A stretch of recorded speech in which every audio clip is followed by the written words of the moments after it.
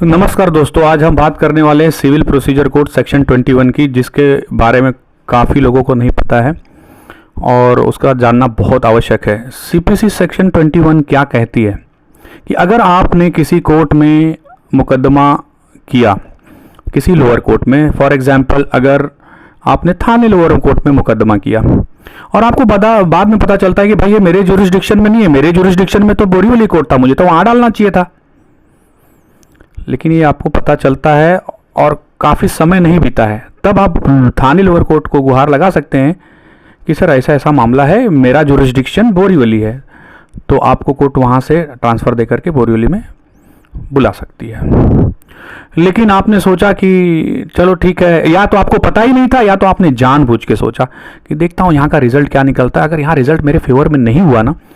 तब मैं बोलूँगा, तब मैं छाती पीट पीट के चिल्लाऊंगा कि नहीं नहीं ये मेरा जुरिस्डिक्शन नहीं है। तो ऐसा नहीं चलता है।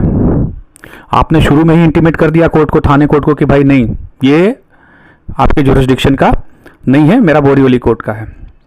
तब तो आपको वहाँ ट्रांसफ़र कर दिया जाएगा। लेकिन सारा प्रोसेस फॉलो हो गया, सब कुछ हो गया, उसके बाद आप बोलोगे तो नहीं चलता है, क्योंकि लोअर कोर्ट थाने भी उसी नेचर ऑफ ऑफेंस को सुनती है जो बोरीवली कोर्ट सुनती है सपोज, तो वहाँ आपकी प्रोसीडिंग्स तो सेम हुई, आपने नहीं बताया, प्रोसीडिंग्स तो सेम होगी, टेक्निकल एरर हुआ ना खाली जुरिस्डिक्शन का, लेकिन प्रोसीजर तो सेम हुआ, तो समय दोबारा नहीं गलाएगी कोर्ट, कहेगी भाई ये फाइनल सुनवाई है, हाँ लोअर कोर्ट की तरफ से। दूसरी बात जो सबसे इंपॉर्टेंट है, अगर पैसे से रिलेटेड है, आपका मामला 10 करोड़ का है, आप सोचे कि भाई बोरीवली कोर्ट में मैं इसको दायर करता हूँ,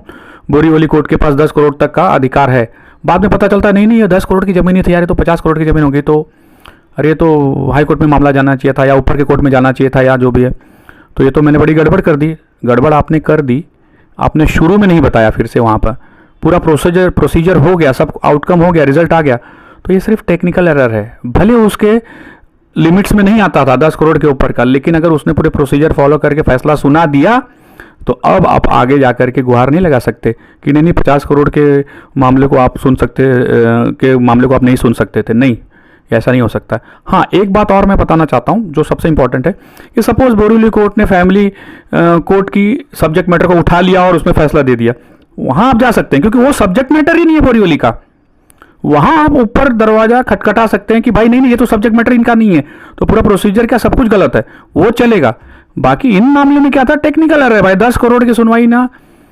करके 50 करोड़ का सुनवाई किया, प्रोसीजर तो वही फॉलो किया ना, इसलिए पहले इंटीमेट करोगे तो ठीक है, वरना पछताओगे।